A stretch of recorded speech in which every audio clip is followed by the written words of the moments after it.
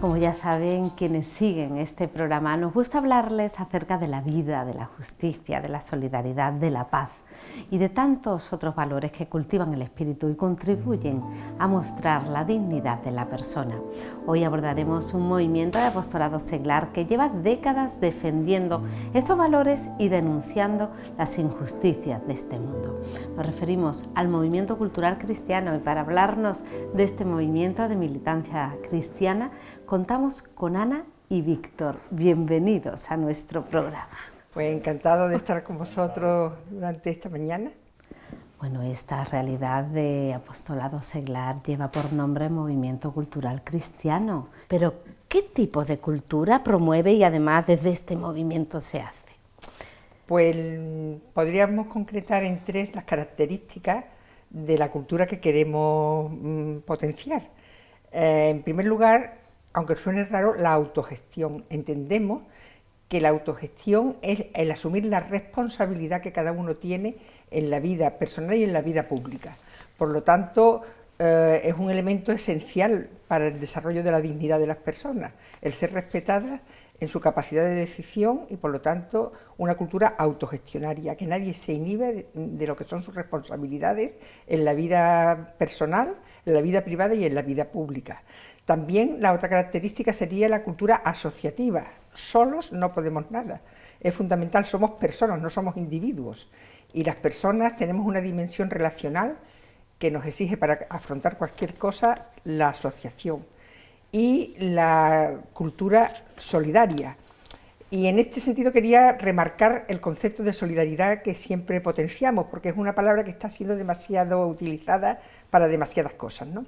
Entonces queremos decir, como Juan Pablo II, la solidaridad es aquella capacidad de dar lo necesario, compartir lo necesario incluso para vivir. Nuestro ejemplo de solidaridad es Cristo, que entrega su vida en una muerte de cruz por solidarizarse con el ser humano y su debilidad. Las palabras compromiso y militancia adquieren en este movimiento unas características específicas, precisamente por estar vinculadas a una clara identidad cristiana. Habláis de esta experiencia de contemplación unida a una lucha por la transformación del mundo. Pero ¿cómo se pueden compaginar ambas cosas?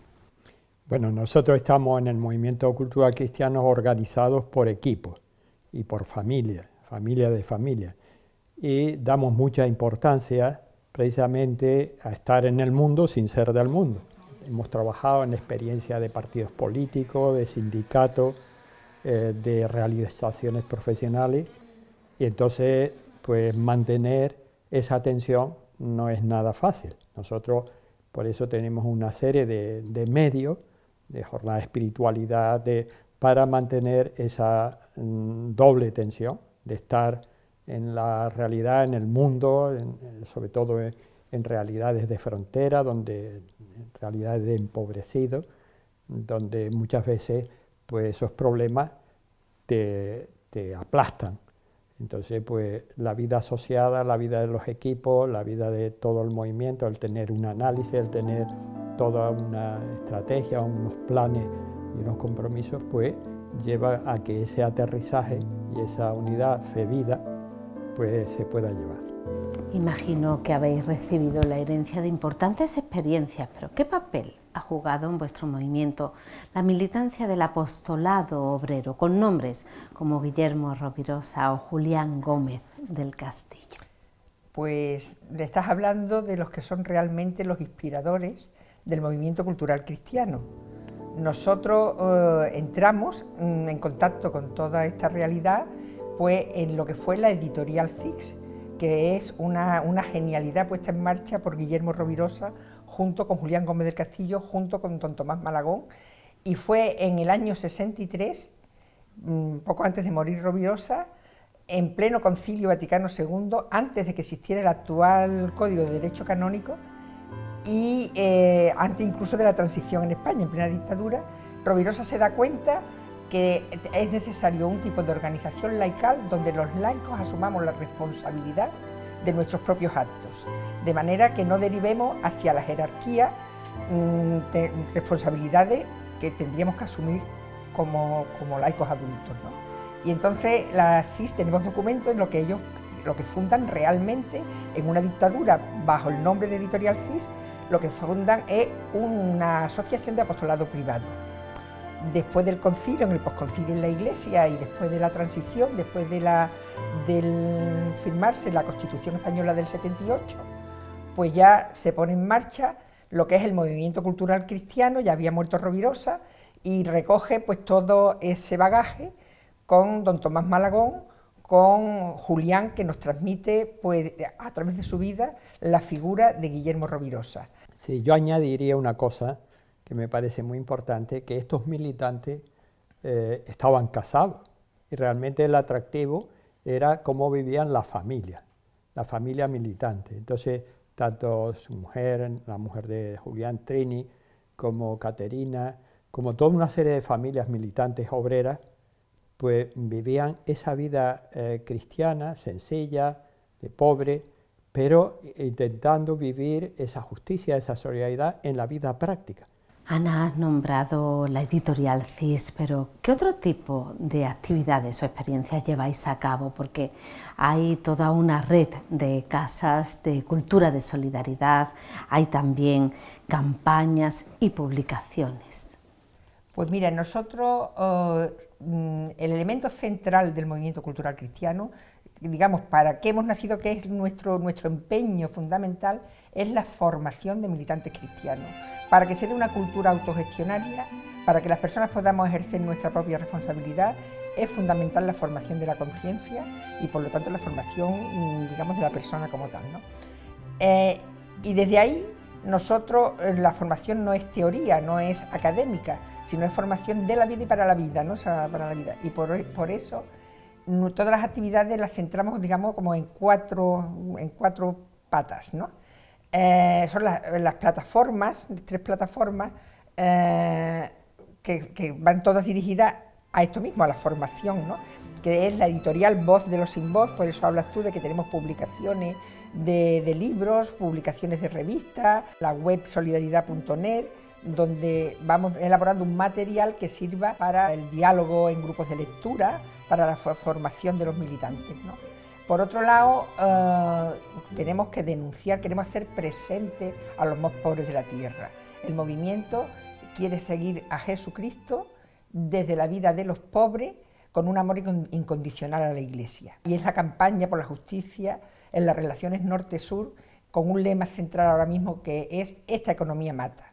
El Papa Francisco lo ha dicho: esta economía mata.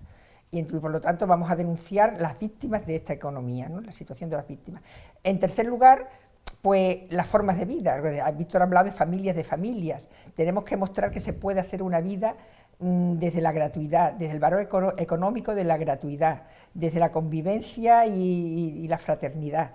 Y eso a lo largo del año lo derivamos también en encuentros en la casa de Guadalcanal que tenemos, que el obispado nos dejó gestionar y rehabilitar, que es el convento de Guadalcanal, y allí tenemos actividades, las casas de cultura y solidaridad durante el curso, ¿no?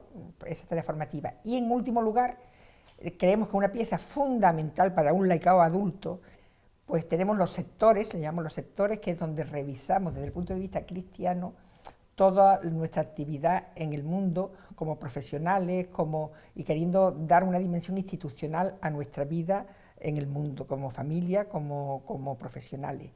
Y esos sectores tienen el encargo, el objetivo de garantizar que siempre la vida apostólica esté por encima de los intereses políticos, de los intereses económicos, de los intereses de prestigio en la vida de los militantes, respetando la autonomía de lo técnico, claro.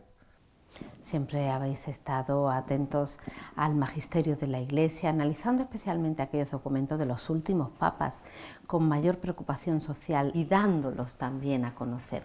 Pero ¿en qué medida se conocen o se ignoran estas aportaciones desde la Iglesia a los problemas sociales? Bueno, yo creo que lo más importante es partir de la base que primero se vive la vida y después se piensa cómo se vive.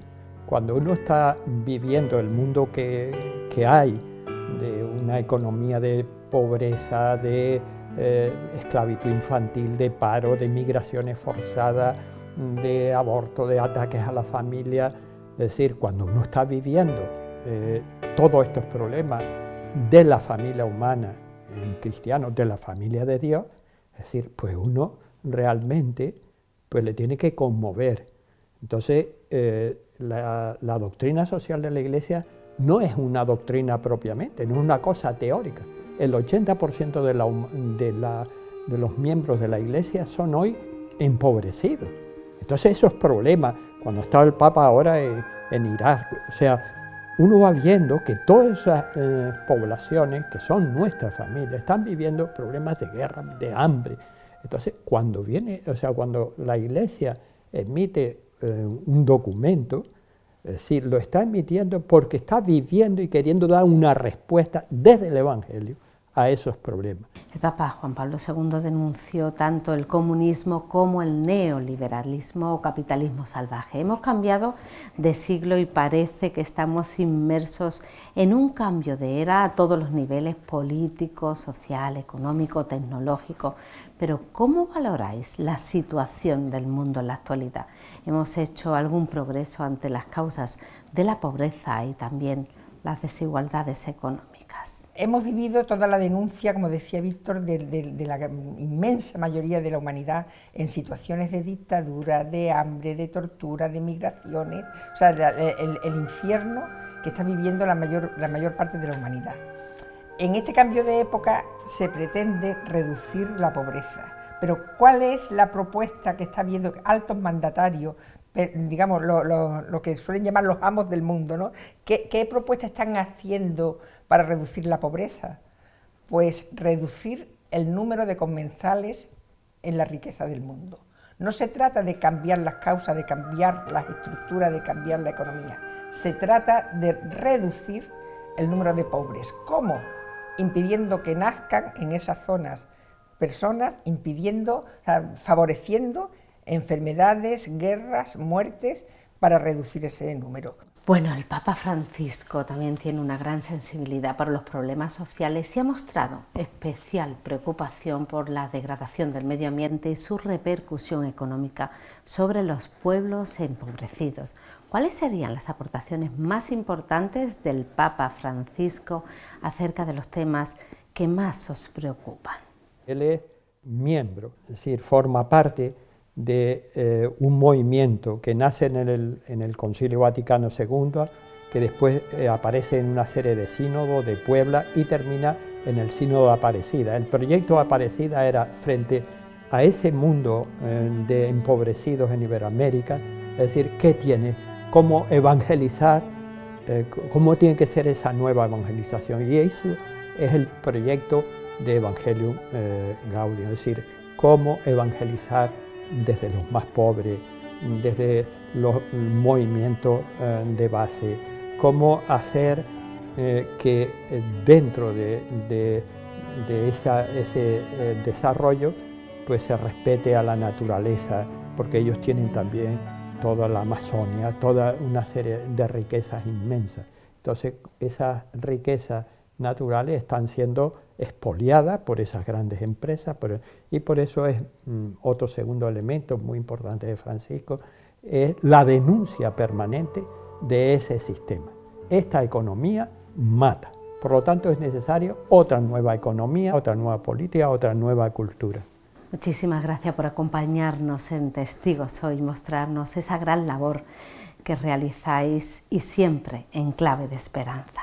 El movimiento cultural cristiano está ofreciendo pues dos vías, ¿no? Una sería los encuentros digitales, donde nos vemos, reflexionamos temas, vemos horizontes, y por otro lado, bueno, pues la casa esta de Guadalcanal, donde nos encontramos, es un espacio grande, en la sierra, donde todas las medidas de seguridad están garantizadas y donde podemos gozar de la convivencia de las familias de familia en un espacio de gratuidad y de nuevos modos, nuevas formas de vida, ¿no? Y también las revistas Autogestión y Evangelizar, que es para crear opinión pública de esto que estamos hablando. Es decir, es necesario construir otro mundo desde la raíz, con mucha esperanza, con mucha alegría, sabiendo que el Señor nos acompaña a diario.